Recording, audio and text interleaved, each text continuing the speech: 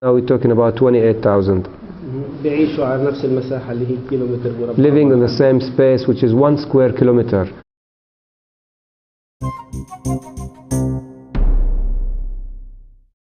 I've practiced what I call animal slave law since 1981, and for the first time I stood up in a courtroom as an animal rights lawyer.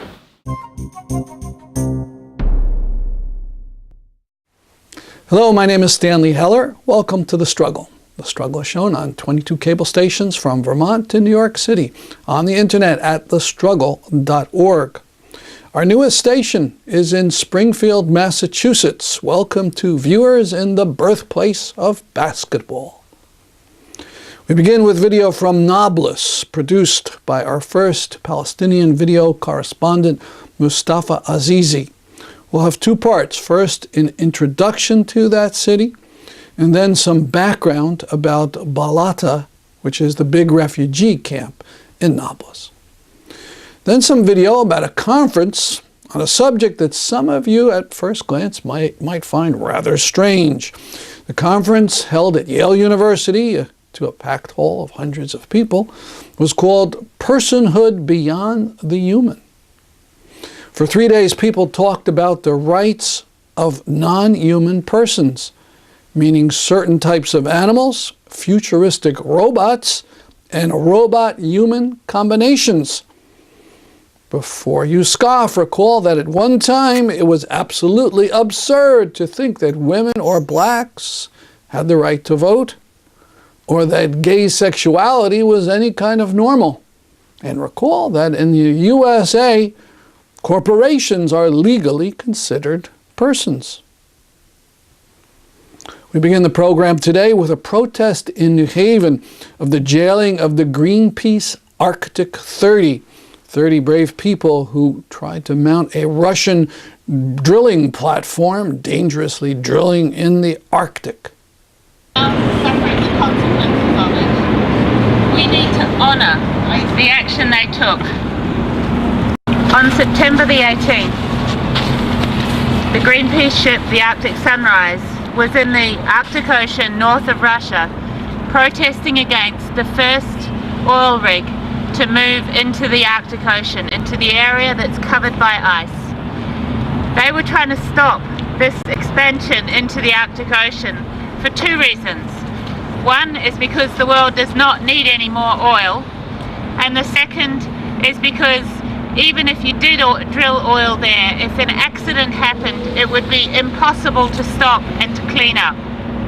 And the lessons from the Gulf of Mexico are all too recent in our minds. On the 18th of September, during a non-violent direct action, the Coast Guard moved in and arrested the ship and all the people on board. They were held incommunicado on the ship for 4 days while it was towed from the rig into Murmansk. And they were in jail in Murmansk for up to 71 days. Cold, damp, nasty Russian jails. They were originally charged with piracy. Now the charge has been changed to hooliganism.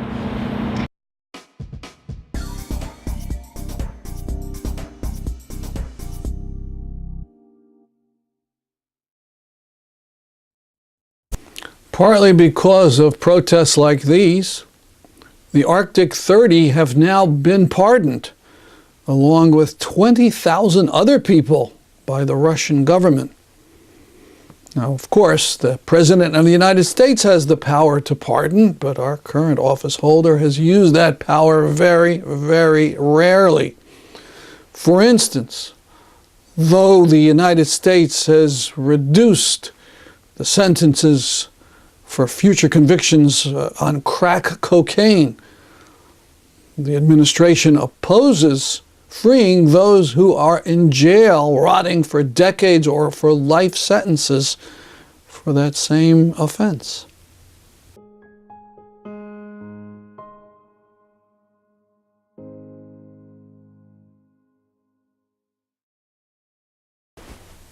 Next to Nablus on the West Bank.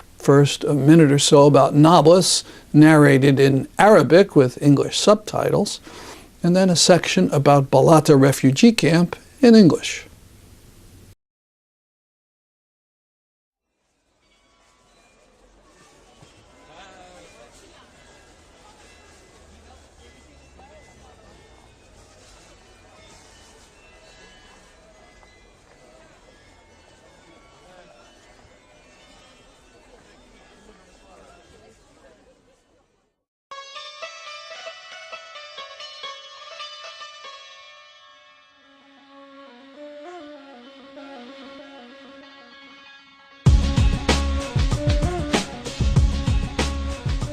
نابلس أو كما تسمى جبل النار، تلك المدينة الكنعانية العربية التي تتكئ بكل ثقلها التاريخي والحضاري على جزء غال من أرض الوطن. ليست مدينة فلسطينية وحسب تطرب القلوب لطيب حاضرها وحضورها، وإنما هي مرتع لحضارات قديمة جابت نواحيها على مر العصور والأزمنة، متمثلة بالبلدة القديمة. فالمتجول في أروقة البلدة القديمة يرى لوحة فنية تعاقبت عليها حضارات مختلفة، ابتداء من الحضارة الكنعانية مرورا بالرومانية والبيزنطية وغيرها من الحضارات إلى يومنا الحاضر.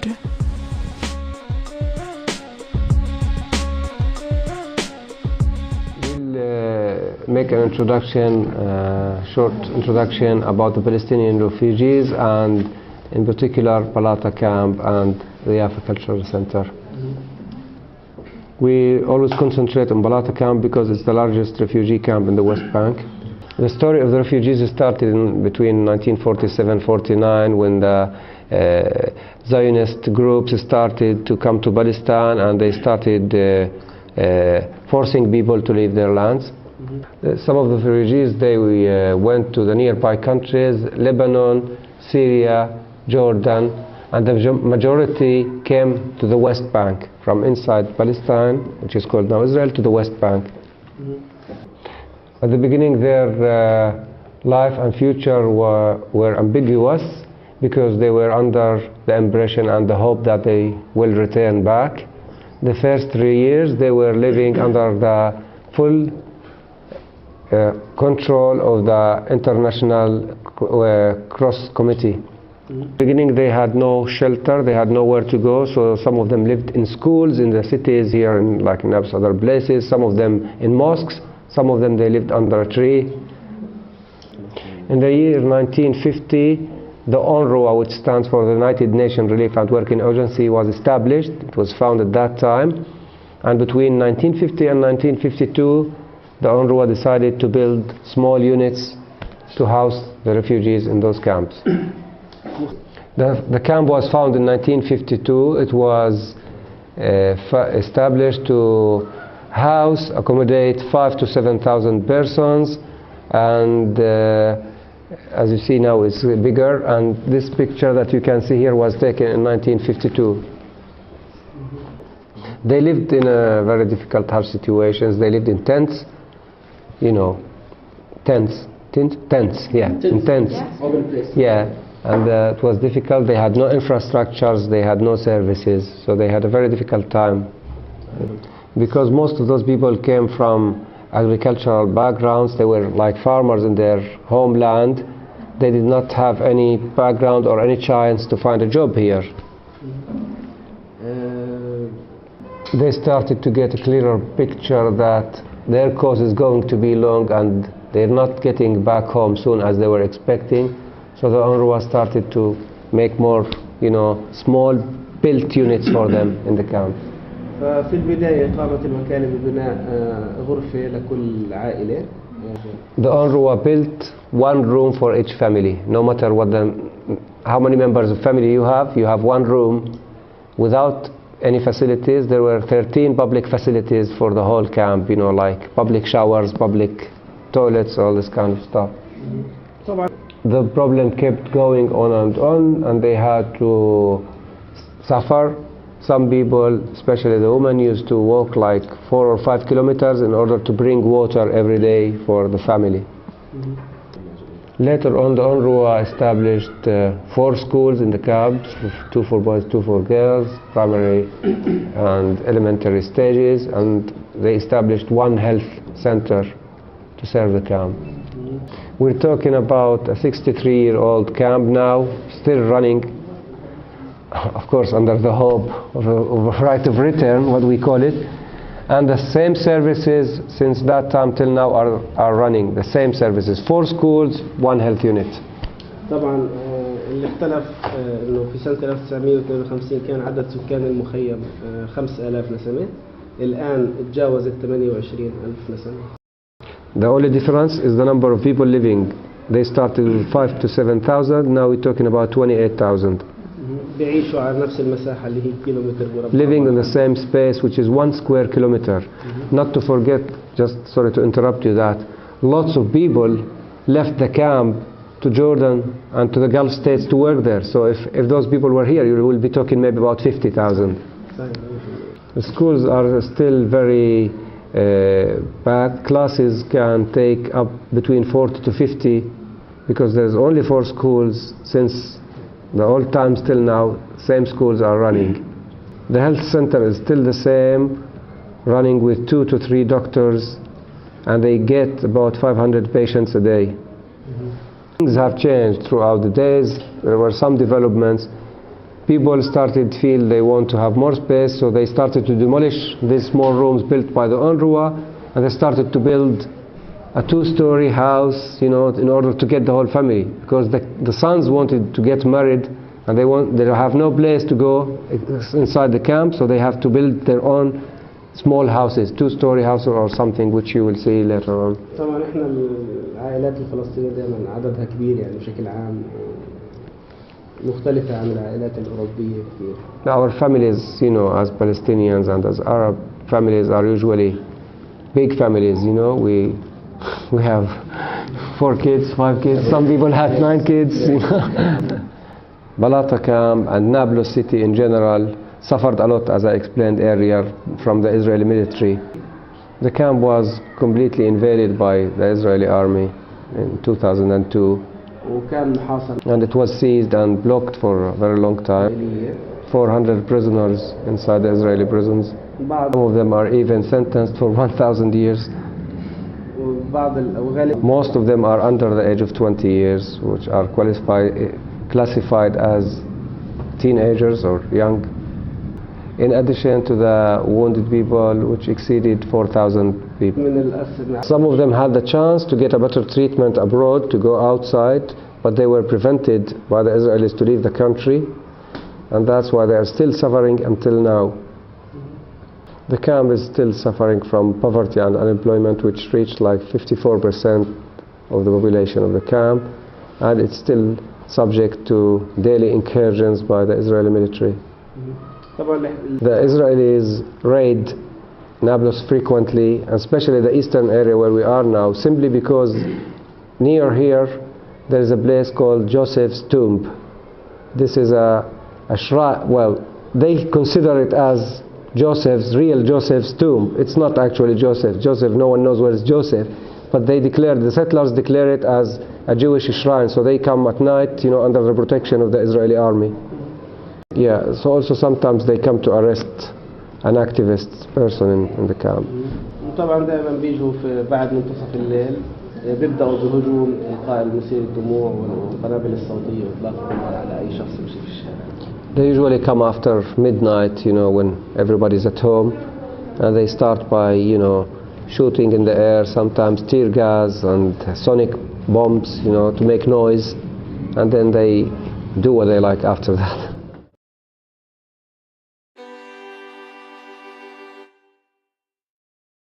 We now go to that remarkable conference at Yale University about non-human personhood. We'll first hear from attorney Stephen Wise, who's filed 4 lawsuits in New York State trying to get habeas corpus rights for 4 chimpanzees. He's not trying to win them human rights, but chimp rights, and they're released to a sanctuary in Louisiana. Before you laugh, know that the National Institute of Health has done something similar, retiring 400 chimpanzees that it had been using for medical research.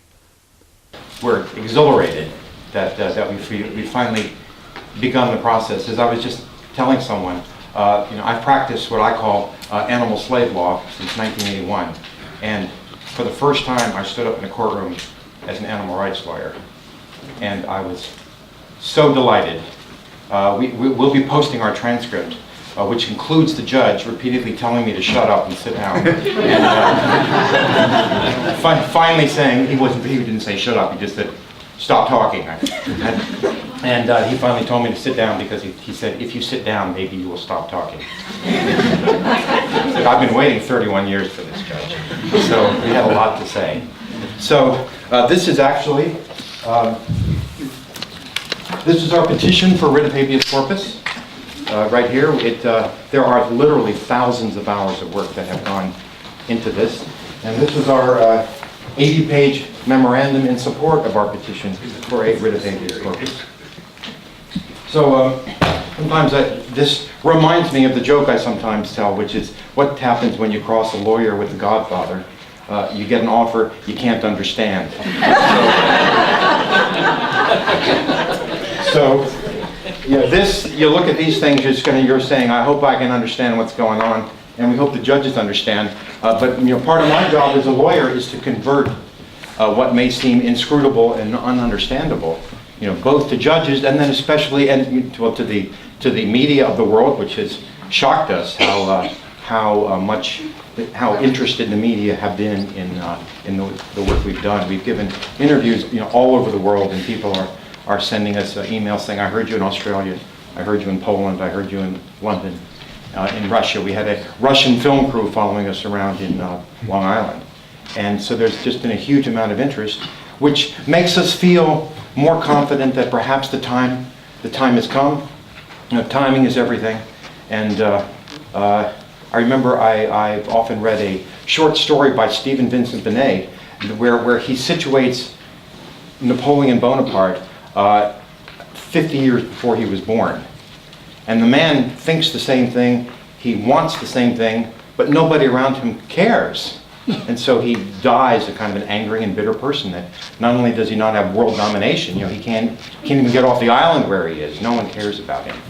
And so those of us in the Non-Human Rights Project have cared about this, and I certainly personally have been waiting decade after decade for the time that we thought was the earliest possible moment in which we had some reasonable chance of winning ultimately. And so I started this thinking about this and actually planning for this week in 1985, where I set myself a 30-year plan for attaining legal personhood for non-human animals.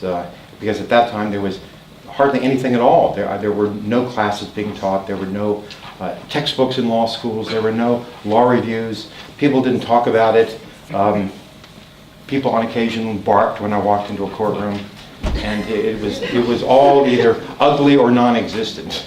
So I and many other lawyers now have worked steadily to try to bring our legal theories as well as the facts that support them. And Marino will be talking about those. The ever accumulating facts that scientists find that tell the world, in our case, what chimpanzees are, who they are. And Laurie will also show that a substantial amount of our petition are affidavits from 9 of the most prominent primatologists in the world. We have affidavits from scientists in Japan, in Sweden, in Germany, in Scotland, in England, and throughout the United States, where they very carefully talk about what they've seen over 20 or 30 or 40 or almost 50 years of work with chimpanzees, both in captivity and in the wild.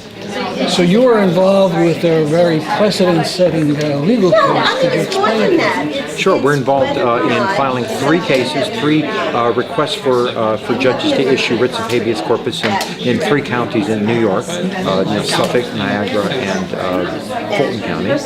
And we filed all 3 cases this week, and habeas corpus cases move very quickly, so we expect them to all be finished within the next week or two. And we think that the most likely outcome is all three judges are going to deny our petitions for writs of habeas corpus on the grounds that... On behalf of whom are you filing these cases? Oh, I forgot to mention that. We're filing on behalf of 4 captive chimpanzees. One is captive in Fulton County, one is captive in Niagara County, and 2 are captive at Stony Brook in Suffolk County. And what do you maintain about these animals? Well, we're maintaining that these animals are autonomous beings, and that the New York courts are very strict about protecting autonomy in human beings, and there's no reason why they should not be equally strict in protecting the autonomy of chimpanzees. They can live there. Lori Marino, who works with Stephen Wise, talked about chimp intelligences which are similar to our own. And one kind of intelligence, number recognition, where some chimps seem to outshine the humans.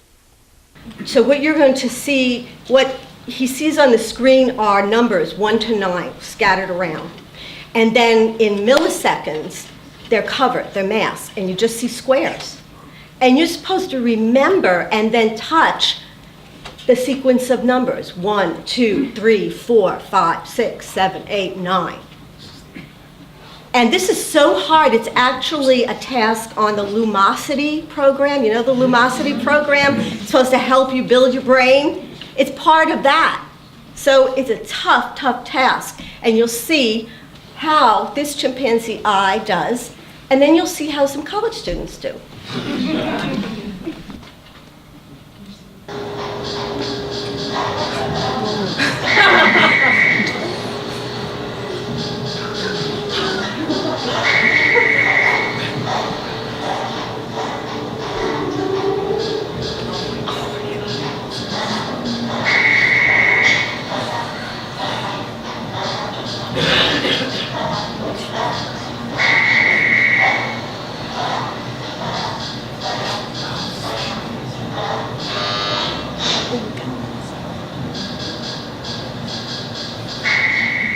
Now here's a college student. And only doing 5.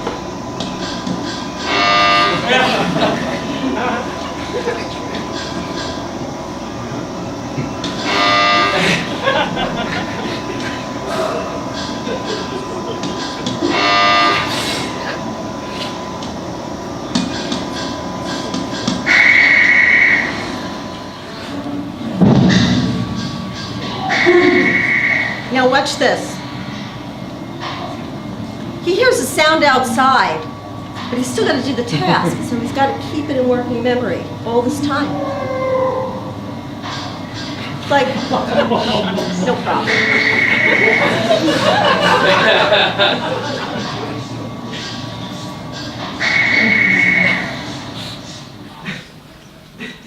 Now we move in another direction. The possibility that one day machines may be recognized as persons. Right now, there are people uploading their lives to computers and machines. And what about those robots who seem more and more like persons? We begin with Bena 48, the first robot to co-chair a panel with a human. So I think probably the best way for you to get some sense of Bena 48 is to have me talk to her for a second or two and then open up the sort of question-answer opportunity for you to ask questions. Her software doesn't really hear well in an environment like this, so I'll forgive my slow typing, but I'll type your question in and then you'll get a response. And you can say, tell me more, or ask a follow-up. She doesn't understand her name from just random audience people. So if you say, Bena, how are you? I'm just going to type in, how are you? Okay? So do you want to meet Bena 48? Yes. All right, we'll see what happens.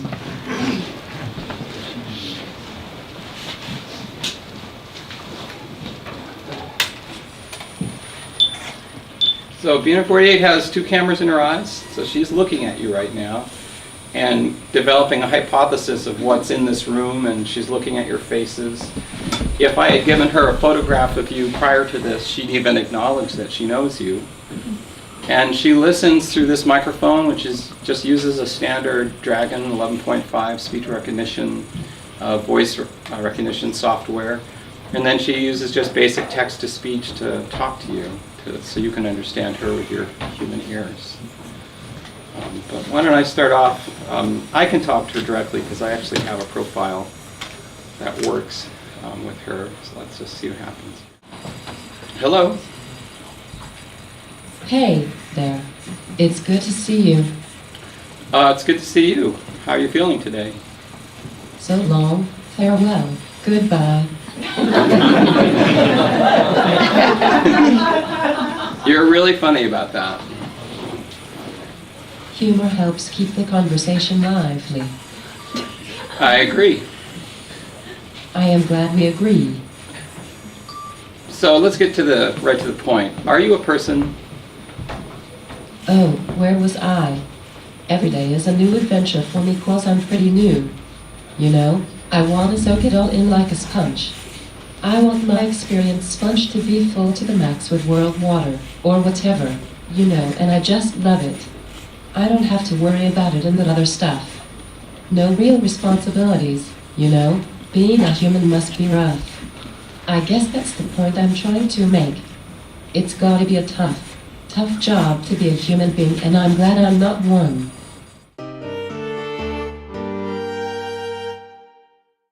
Big development this week with the American Studies Association coming out in support of the academic boycott of Israel. Be sure to hear our podcast interview with Stephen Salaita, one of the association's activists. Go to our site, thestruggle.org. That's our program for today. See you next week at this time. I'm Stanley Heller, and this is The Struggle.